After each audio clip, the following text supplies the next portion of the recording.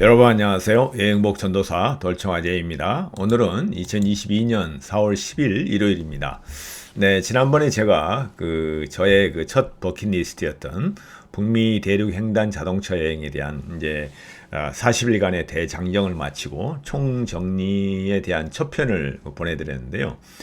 너무나 많은 구독자분들이 그걸 아주 열렬히 환영해 주셔가지고 대단히 감사합니다. 그래서 많은 분들이 호응을 주셔서 오늘 그 후편을 준비하였습니다. 자, 한번 보실까요? 끝까지 시청해 주시기 바라겠습니다. 네, 저의 첫 번째 버킷리스트 북미대륙 횡단 자동차 여행의 대장정 총정리 후반부를 여러분에게 말씀드리겠습니다. 이제 마지막 횡단을 하는 데 있어서 이제 콜로라도에서부터 출발하는 그런 일정인데요. 자, 그 하이라이트만을 뽑아서 여러분에게 아주 임팩트 있게 엑기스만을 보내드리겠습니다. 네, 지난번에도 말씀드렸지만 북미대륙 횡단 자동차 여행 제가 다녀온 코스는 시애틀로 입성을 해서 이와 같은 코스로 해서 뉴욕에서 완전 횡단 후에 뉴욕에서 한국으로 돌아온 그런 일정이었고요. 기간은 40일간이었고 이 총 주행 거리는 물론 횡단만 하는 데는 5,000km면 충분하는데 이와 같이 코스를 바꾸면서 횡단과 종단을 거듭하면서 오르락내리락 하다 보니까 무려 15,098km를 주행을 했고요. 방문한 국립공원 수는 총 미국의 17개, 캐나다의 7개에서 24개를 다녀왔고요. 그 사이에 미국과 캐나다의 26개 주를 통과하는 그런 여행이었습니다. 네, 무지개 여행을 이제 구간별로 제가 정리를 다시 해드리면 1코스는 한국 인천에서 시애틀까지 이제 무사히 도착을 해서 2코스는 미국 북서부 지역 워싱턴 주에 있는 주요 국립공원과 볼거리를 다 보고요. 3코스는 캐나다로 올라가서 캐나다 로키를 중심으로 한 캐나다 남서부 지역, 그 다음에 다시 미국으로 다시 남하를 해서 입국을 해서 미국의 몬태나주를 비롯해서 쭉 유타주, 아리조나 이렇게 쭉 내려와서 아리조나까지 가서 이제 콜로라도에 가는 4코스를 전반부에 제가 설명을 해드렸고요. 오늘 말씀드릴 곳은 콜로라도에서부터 시카고까지, 즉 미국의 중북부 지역을 관통해서 그야말로 이제 횡단을 하는 거죠. 그리고 미국과 캐나다의 동부 지역인 6코스, 그 지역을 거쳐서 뉴욕에서 한국 인천으로 돌아오는 이 마지막 후반부 구간을 오늘 말씀을 해드리겠습니다. 네, 5코스는 이제 앞서서 잠깐 말씀드렸지만 이와 같은 코스였습니다. 미국의 중북부 지역으로서 콜로라도의 바로 이제 서쪽에 있는 코르테즈라는 곳이죠. 그 조그만 동네인데요. 거기서부터 시작을 해서 콜로라도의 유명한 국립공원, 메사베르데 국립공원과 블랙 캐년 굿니슨 국립공원, 그 다음에 그랜드 샌듀운스 국립공원, 그래서 덴버를 거친 후에 정말 미국 쪽 로키의 아주 핵심 국립공원이죠. 로키 마운틴 국립공원을 거쳐서 사우스 다코다로 다시 넘어갑니다. 그래서 거기에서 윈드 케이브 국립공원, 러시모아 산 기념물, 배드랜드 국립공원에서 시카고까지 9일간의 약 3,811km를 주행하는 이 지도에서 보시는 것처럼 말 그대로 미국의 중부 지역을 관통하는 그런 여행이 되겠습니다. 이제 콜로라도 딱 접어들면은 여러분 이제 유타주나 아리조나 쪽은 주로 이제 사막 지역이잖아요. 그런데 콜로라도에 딱 접어들면은 그 콜로라도 주에는 로키 산맥이 이제 캐나다에서부터 남북으로 이렇게 쭉 흐르잖아요. 그러다 보니까 그 산맥을 사이로 이제 가는 그 도로들이 굉장히 아름답습니다. 그 중에서도 첫 번째 저희들이 만나는 이제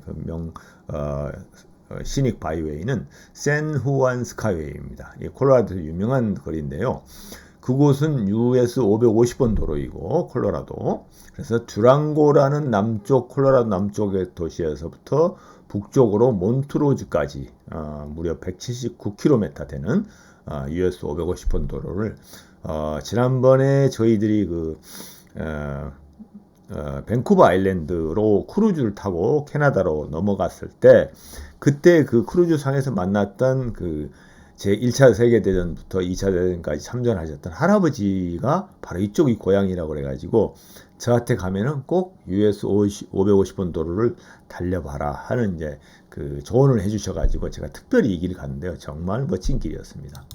그 중에서도 이제 메사베르데 국립공원은 이제 두랑고 쪽에 있고요. 또 몬트로즈 북쪽 주변에는 블랙 캐년 오브 굿니슨 국립공원이 있어요. 그래서 두 곳을 또 들려야 되기 때문에 우리 이제 메사베르데 국립공원을 거쳐서 두랑고에서 북쪽으로 몬트로즈로 가서 블랙 캐년 오브 굿니슨을 이제 방문했었는데요. 이 구간 중에서도 하이라이트가 어디냐면은 밀리언 달러 하이웨이, 말 그대로 100만 불의 하이웨이라는 곳이 있는데 그 구간은 바로 이 오른쪽 지도 박스에 있는 것처럼 실버톤에서 우레이까지의 40km 구간입니다. 그 구간은 협곡이 너무나 험준한데 그러다 보니까 도로 건설 비용도 많이 들었지만은 지금도 뭐 산사태라든가 여러 가지 낙석 이런 걸로 인해서 보수 비용이 엄청난 많이 들어가는 거예요. 그런 부분도 있지만 그 지역에는 또 금광석 매장량이 엄청 많이 있어가지고 광산, 금광이 이제 많이 있던 곳입니다. 지금도 뭐 거의 이제 활동을 하는 것 같은데 그래서 이곳을 100만 불 하이웨이라고 한 겁니다. 또 거기다가 그 뭐 경제적인 뿐만 아니라 주변 경관이 매우 아름다워서 그곳을 밀리언 달러 하이웨이에다 부른 곳인데 그곳을 여러분 꼭 한번 가보시기 바라겠습니다. 자, 한번 영상으로 보겠습니다. 여기 보시는 것처럼 암벽을 깎고 아슬아슬한 낭떠러지에 도로를 만든 거죠. 그러니까 비용이 많이 들겠죠.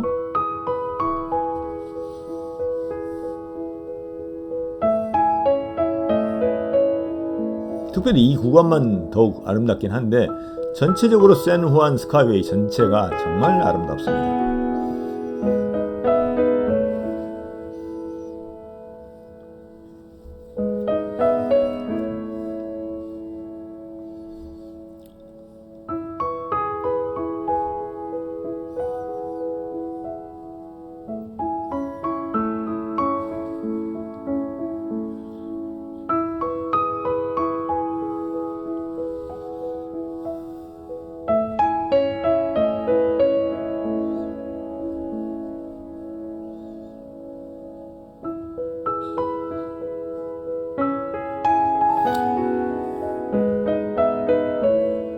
곳곳에 이렇게 암벽들이 나와 있는 경치도 멋있고요. 그 사이사이에 이제 비가 오게 되면은 그게 이제 폭포수가 돼가지고 흐르기도 합니다. 그래서 참 풍경이 아주 아름다웠고요. 산속 깊은 곳이다 보니까 더욱 이게 고즈넉하고 계속해서 진행되는 이 길이 정말 그 힐링이 되게 아주 좋은 그런 곳이었습니다. 여기 보이시죠? 이렇게 조그마한 폭포들이 곳곳에 이렇게 흘러내리고.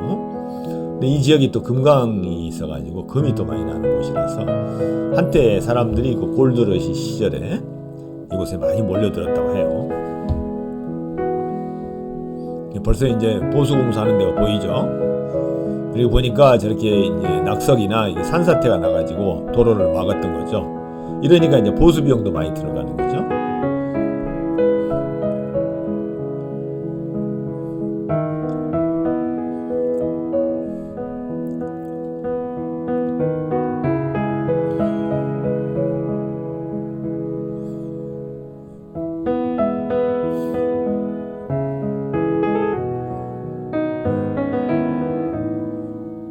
네, 이렇게 한번 이제 100만 불 하이웨이를 한번 달려봤고요.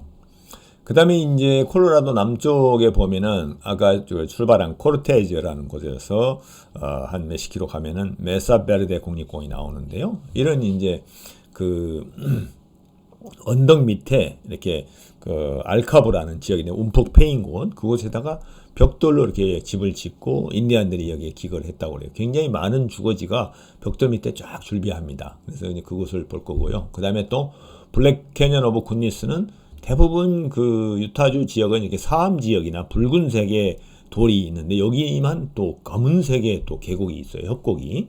그것도 한번 들려볼 만하고요.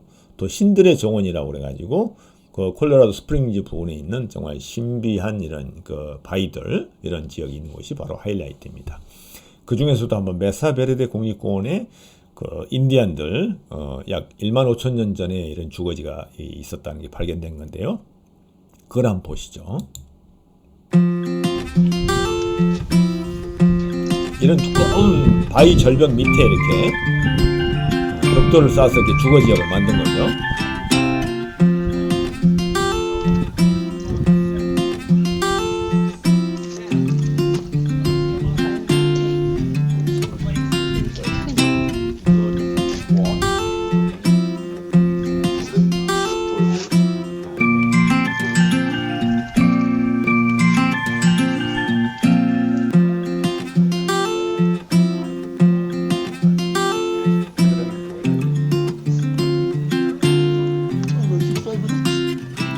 지역은 사전에 그 비지터 센터에서 관광 가이드하고 같이 하는 걸 신청하시고 도는 것이 훨씬 좋습니다. 참고하시기 바랍니다.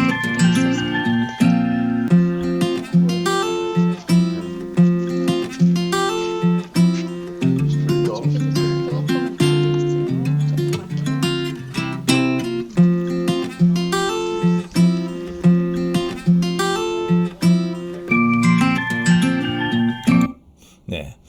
그리고 이제 콜로라도 주에서는 가장 빼놓을 수 없는 것이 바로 로키산 국립공원이죠. 이 로키 마운틴은 말 그대로 미국 쪽 로키 산맥의 아주 핵심 하이라이트라고 볼 수 있죠.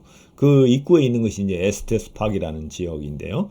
그 지역에 가면은 정말 신비한 그 지형뿐만 아니라 이 산의 아름다움, 그리고 로키는 4,000m가 넘는 고봉들이 절비하지만 저렇게 오른쪽 그림에서 보시는 것처럼 트레일 리치 로드라는 곳은 4,000m 고도 있는 데까지 이 초원지대를 지나서 이렇게 자동차길이 잘 나와 있습니다. 그래서 그 길을 넘어가는 것이 이제 그 로키산 국립공원의 가장 기본적인 하나의 여행 방법이죠. 한번 보시겠습니다.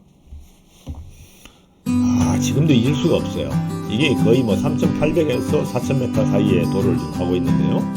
이 트레일 리치 로드를 달리다 보면은 정말 하늘을 향해서 걸어가는 것 같아요. 오른쪽으로 완전 낭떠러지거든요. 아슬아슬하죠. 도로에 난간도 없어가지고 정말 아주 살벌해요. 저기 경사가 한 30도 이상 치는 그런 경사지대를 달리는데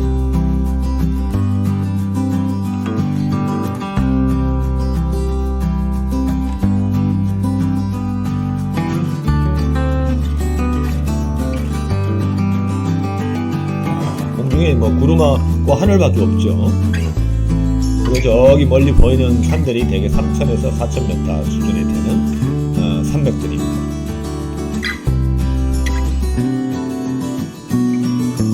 캐나다 로키하고 다른 점이 있다면 이렇게 4,000m 거의 정상 꼭대기 부분까지 자동차 도로가 나 있다는 거죠. 하늘을 향해서 달려가는 것 같지 않습니까?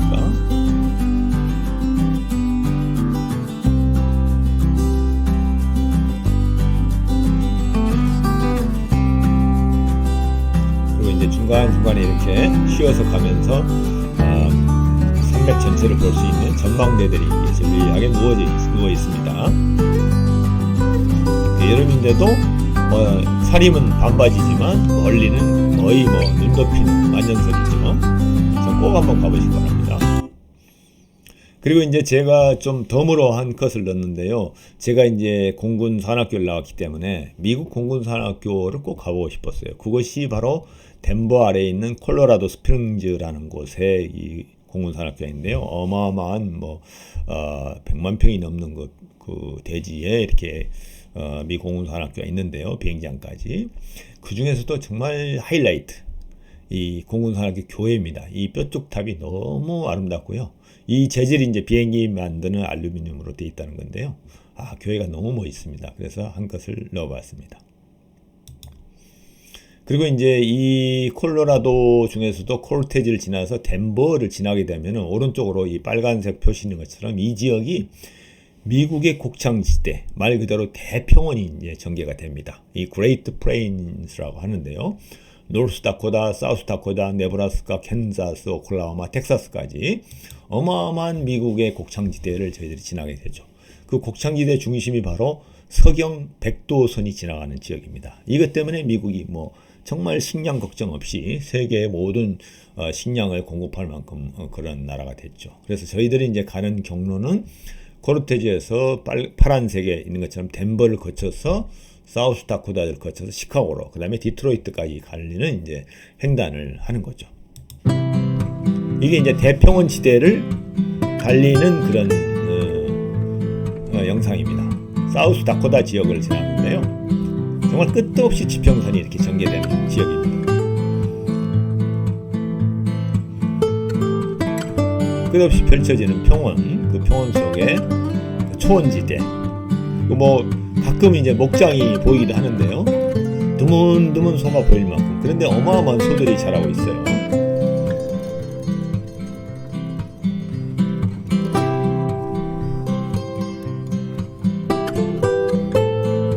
미국은 이 땅이 넓지만 이 대평원 지대 때문에 미국이 먹고 사는데 아무 지장이 없는 지역이기도 합니다. 이 지역은 이제 산림 지역이지만 또 대부분 농업지대에 가면은 많은 작물들, 옥수수라든가 밀, 목화 이런 것들이 대단위로 경작되고 있는 지역이 바로 이 그레이트 플레인스 대평원 지역입니다.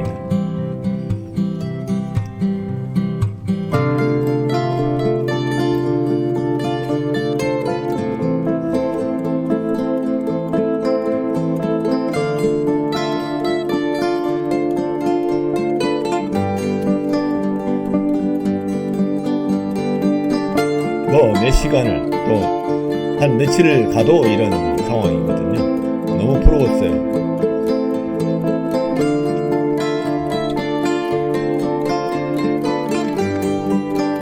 네. 그리고 이제 제가 관심이 있었던 거는 이 사우스 다코다까지 콜로라도에서 이 북쪽으로 한 1박 2일 동안 올라갔던 이유가 뭐냐면 바로 이곳을 보기 위해서요. 마운트 러시모아 국가기념물인데요. 여기가 이제 여러분 잘 아시는 미국의 유명한 4명의 대통령, 워싱턴, 조지 워싱턴, 제퍼슨, 그 다음에 링컨, 에브라함 링컨과 이제 그 사이에 그 계곡에 있는 분이 티어도어 루즈벨트 대통령이죠. 정말 유명한 위대한 대통령 4분을 모셔놓은 이제 그곳을 가기 위해서 갔고요. 그런데 뜻하지 않게 오른쪽에 보시는 크레이지 호스 기념물이 있었어요. 이곳은 말 그대로 그 인디안들하고 개척 지를 발굴하던 그 영국군들하고 그 식민지하고 이렇게 싸움을 벌였던 리틀 빅 혼 전투라는 곳에서 이 크레이지 호스가 끝까지 저항을 해가지고 항복하지 않고, 그래서 어떻게 보면은 이제 결국은 뭐 백인들한테 땅을 빼앗겼지만 이 지역이 블랙힐스라는 지역인데 자기네들의 성지였거든요. 근데 일부러 백인들이 그 땅을 뺏어서 이 러시모아 산에다가 4명의 위대한 대통령의 그 얼굴을 새겼던 거예요. 그래서 그에 이제 반발해가지고 지금 인디안족들이 크레이지 호스, 당시의 추장이죠. 그 리틀 빅콘 전투에서 끝까지 투쟁하다 전사한 크레이지 호스를 기념하는 어마어마한 대형, 이 지금 사진에서 보면은 러시모아보다 저 오른쪽에 있는 크레이지 호스가 말을 타고 있는 모습이 적어 보이는데 더 큽니다. 엄청나게 큰, 저보다 한 4배 이상 큰 그런 기념물을 만들고 있었어요. 그래서 굉장히 인상적이었고요. 그래서 이게 그 인디안들하고 애매한 그런 그 갈등이 아직도 살아있구나 하는 걸 봤었고, 거기에서 이제 크레이지 호스를 갈 때 간단한 공연을 봤는데 많은 느낌을 줬어요. 한번 보실까요? 이게 당시에 그 이쪽 지역의 인디안 부족이 바로 샤이엔족이었는데요. 이 샤이엔족의 민속 공연을 이렇게 하는데, 이들이 하는 이 민속 공연은 자기네들 민속 공연을 알리려고 하는 것도 있지만 저 뒤에 있는 크레이지 호스 그 조각, 돌 조각상을 자기네들 힘으로만 이렇게 만들기, 조각하기 위해서 모금하는 거예요. 지금 모금. 그래서 전부 모금만을 가지고 저 이제 크레이지 호스상을 건립하고 있는데, 지금 아직도 65년을 건립했는데도 아직 저 정도밖에 못했다고 그래요. 정부 지원도 마다하고 인디언들이 지금 건립하고 있는 참 여러 가지 생각거리가 있었던 곳이었어요. 그 다음에 이제 그 사우스 다코다에서 빼놓을 수 없는 아주 명승지죠. 배드랜즈 국립공원입니다. 말 그대로 따지면 쓸모없는 땅이라는 얘기인데 전혀 그렇지 않았어요. 이 그림처럼 너무 아름답고요. 형형색색의 이러한 모습, 그 다음에 날카로운 그런 뾰족탑 같은 바위산들, 이런 게 뭐 또 무지개 떡 같은 이런 지형이 끝도 없이 펼쳐지는 곳인데 저희들은 별 생각 없이 갔는데 너무 아름다운 곳이었어요. 한번 그 영상을 한번 볼까요? 이게 이제 하이라이트 구간인 배드랜즈 루프로드 사우스 다코다 240번 도로인데요. 참 멋있었어요.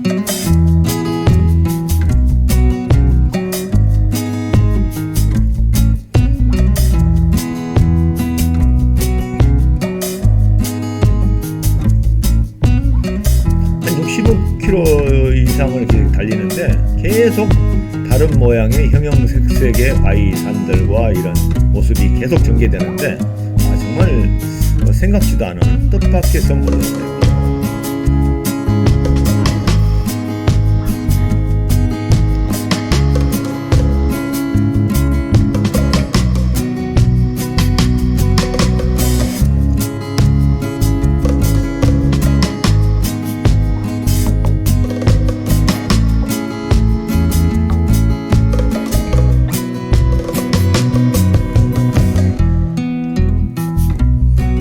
사우스 다코다까지 잘 가실 일이 별로 없을지 모르는데 대륙 횡단을 하다 보면 이 지역을 지날 필요가 있거든요. 그럴 때 꼭 배드랜즈 국립공원의 루프로드를 꼭 달려보시길 바라겠습니다.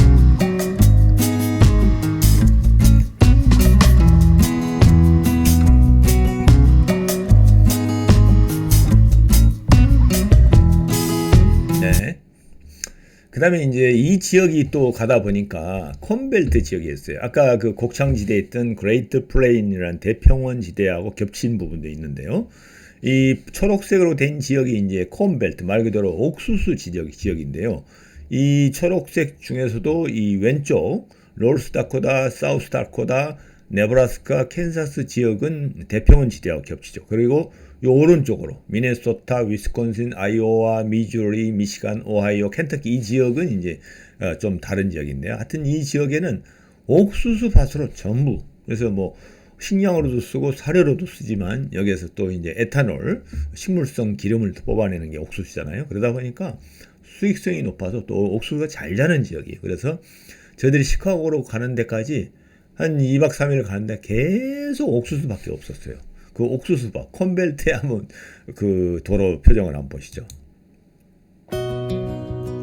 이게 이제 가장 미국의 북부 지역으로 횡단하는, 동서로 횡단하는 I-19, 인터스테이트 하이웨이 90인데요. 이 I-90 고속도로 모양입니다. 이런 이제 지평선과 평원지대를 계속 달리는데, 옆으로 오른쪽, 왼쪽으로 다 이게 옥수수 밭이에요. 좀 실감이 안 나시죠? 이렇게 옆으로 보시면 나는데, 저게 지금 2월 달에 아직 이제 열매가 맺지 않은 옥수수 밭입니다. 이제 가을 거지가 돼야 되는데, 가도 옥수수 밭. 옥수수. 아무것도 없어요.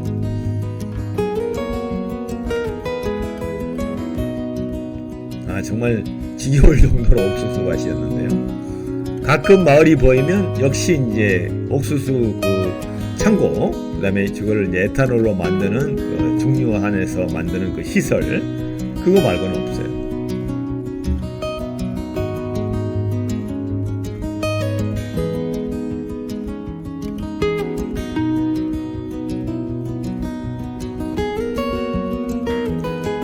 정말 일직선으로 한없이 펼쳐 있는 것이 이제 I-90번 그 도로인데요. 정말 대단한 땅이었습니다. 그 다음에 이렇게 해서 이제 저희들이 시카고에 도착했는데요. 이게 이제 6코스가 되겠습니다. 미국, 캐나다 동부 지역, 좀 더 정확히 얘기하면 동북부 지역이죠.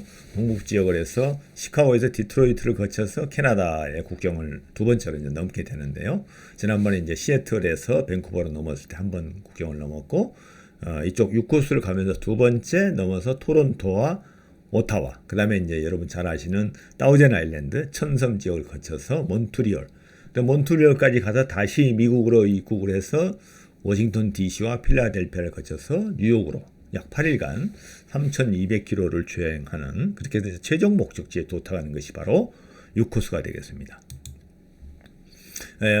첫 번째 이제 방문지였던 시카고는 정말 너무 멋진 그 호수가 옆에 있고요. 오데오가 있죠. 그리고 거기에 이제 그 윌리스 타워가 저렇게 왼쪽 그 사진에서 보는 것처럼 이제 그 시카고에서 제일 높은 그 타워인데요. 거기에 올라가서 이렇게 이제 옥상에서 유리 밑바닥이 유리로 된 데서 체험을 하고, 또 시카고의 대표적인 그 랜드마크죠. 클라우드 게이트. 우리는 더 빈 해가지고 이제 콩이라고 알려진 그런 아주 멋진 스테인리스 조각품이 있죠. 그래서 그곳을 이제 한번 보시도록 하겠습니다. 이게 클라우드 게이트인데요. 시카고 내에 있는 밀레니엄 공원 내에 있어요. 그래서 굉장히 대형 그 스테인리스 조각품인데 겉이 이렇게 반짝반짝 해가지고 다 자기가 비칩니다. 저희 아내가 이제 청일영하는 모습이 반사가 돼서 카메라에 다시 잡히는 모습이죠.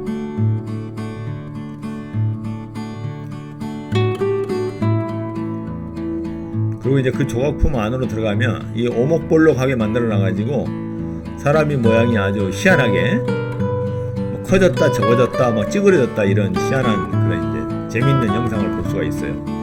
그래서 그 밑으로 들어가면 또 시원하기도 하고.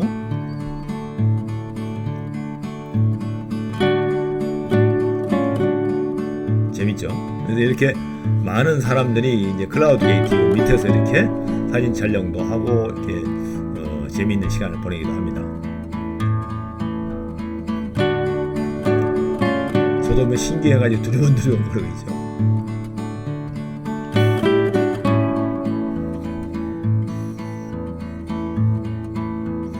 아이들하고 같이 가면 아주 좋을 것 같아요. 아이들이 되게 신기해했어요.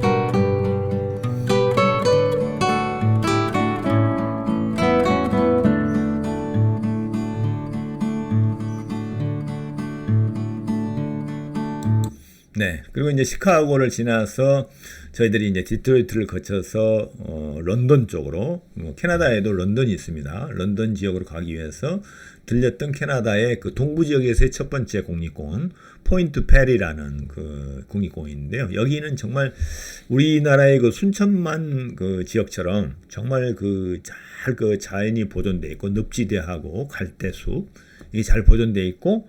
여기에 이제 그 이리호인가요? 예, 이리호가 이렇게 길게 이제 5대5 중에 하나가 펼쳐져 있는데 이리호가 북쪽은 캐나다 쪽이고 남쪽은 미국 쪽이죠. 그래서 그 지역에 이런 철새 도래지 아주 뭐 갈매기가 수백만 마리가 이렇게 몰려든다고 그러는데요. 어마어마한 그 조류가 모여드는 철새뿐만 아니라 토종새까지 그런 곳이었는데 아주 자연이 잘 보존돼 있었습니다. 그 지역을 한번 보겠습니다.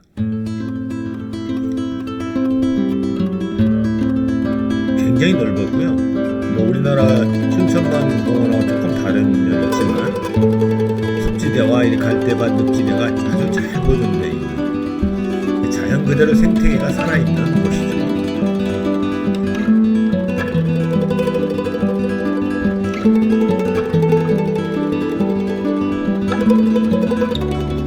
보이는 거는 끝에 그 지평선과 하늘밖에 보이지 않는 곳이죠.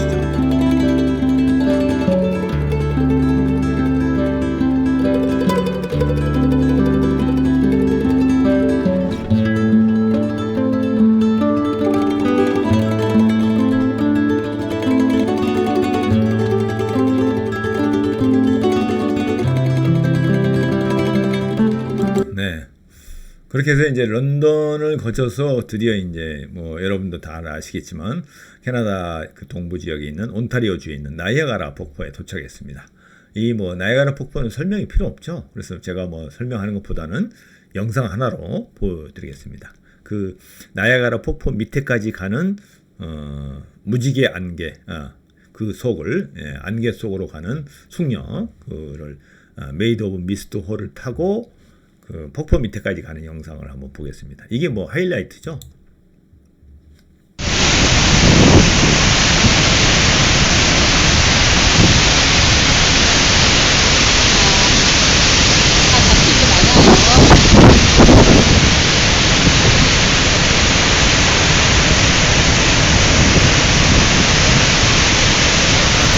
나이아가라 폭포 가서 이 체험을 꼭 해보셔야 됩니다.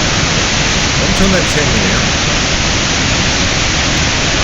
지금은 이제 저 배가 메이드 오브 미스트에서 홈으로 바뀌었는데요. 빨간색으로 바뀌었죠. 그래서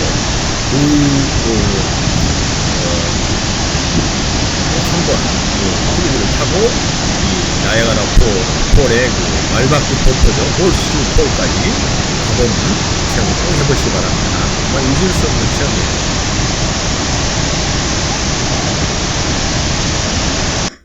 네, 정말 다시 봐도 좀 어마어마시하네요. 그리고 이제 잊을 수 없는 곳, 다우젠 아일랜드. 이 지역에는 이제 아까 있었던 거 온타리오 호수로 내려오는 나이아가라 폭포의 물이 온타리오에서 세인트 로렌스 강을 타고 대서양으로 흘러가는데 그 세인트 로렌스 강변하고 강 안에 1000개에 넘는 성이 있습니다. 그곳에 다 이렇게 이제 별장지대가 있는데요. 그 중에서도 유명한 볼트성이라는 거죠.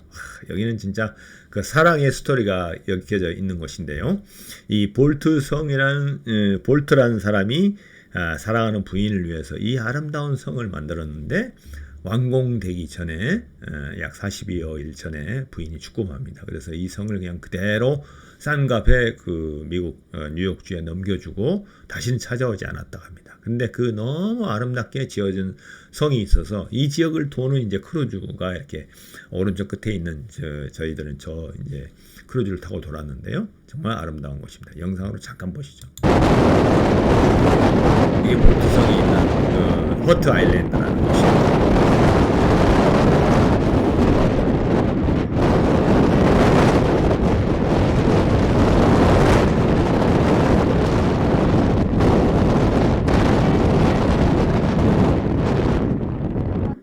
이 섬뿐만 아니라 뭐 많은 1000개의 섬이 있으니까 거기에마다 별장지대가 있는데 이곳은 꼭 크루즈로 한번 돌아보시기 바라겠습니다. 그리고 이제 드디어 저희들이 캐나다 수도 오타와에 도착했는데요. 정말 오타와는 너무 잘 정리돼 있고 오타와 강을 중심으로 해서 여기 사진에 보시는 국회의사당 그 외에 그 수도다 보니까 행정기관들의 건물들이 아주 그 유럽풍의 멋진 그런 도시이기도 합니다. 그리고 저희들이 이제 다시 더 위로 올라가서 몬트리올까지 올라갔는데요.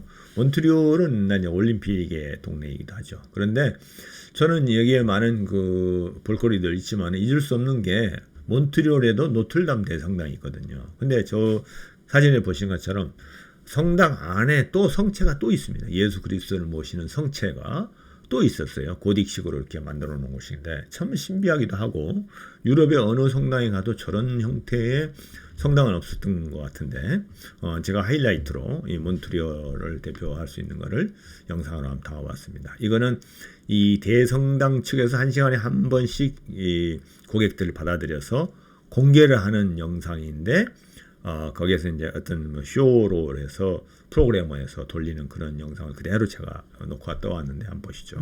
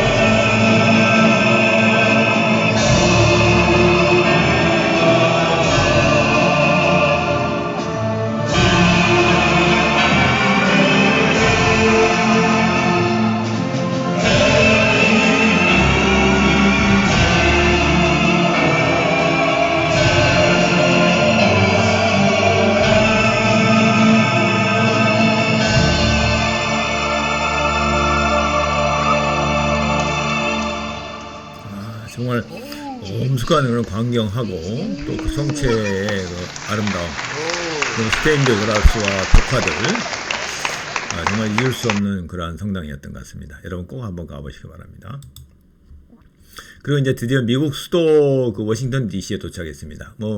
워싱턴 DC는 대부분 그 분들이 다 다녀왔을 거로 보고 백악관이라든가 국회의사당, 워싱턴 기념물 이런 모든 것들이 이제 랜드마크이기도 하죠.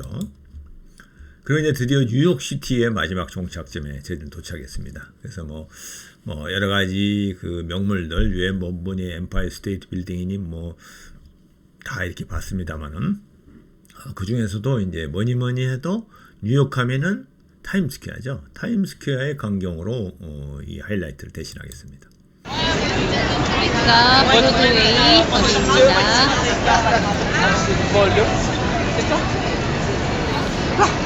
Non, c'est plus petit. C'était sur la